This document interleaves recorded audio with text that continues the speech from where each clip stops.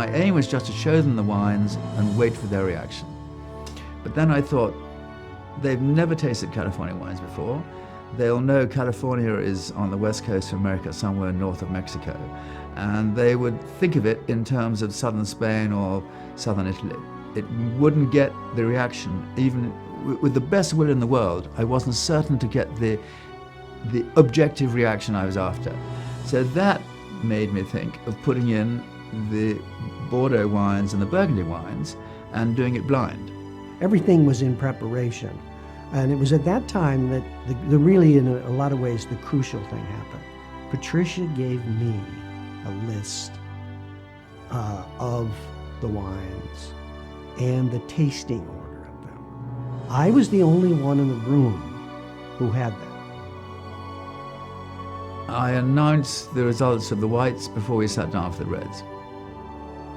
That didn't cause too much concern because the next set was going to be Cabernet Sauvignon against the top wines of Bordeaux. They didn't know what the wines I'd put in, but Bordeaux is the great flagship of France. And so I think the tasters viewed that with interest. They said, yeah, that's a surprise, gosh, or mon Dieu. No one expected a wine from California, a Cabernet from California, to beat Mouton Rothschild, Haut-Brion, Le Velasquez, and Montrose.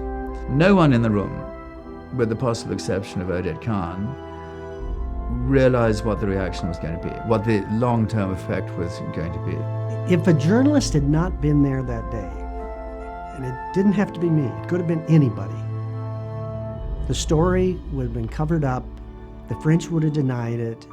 You had to have a journalist there that day for the record. I did not have any idea that it was going to be such a seminal moment in American history.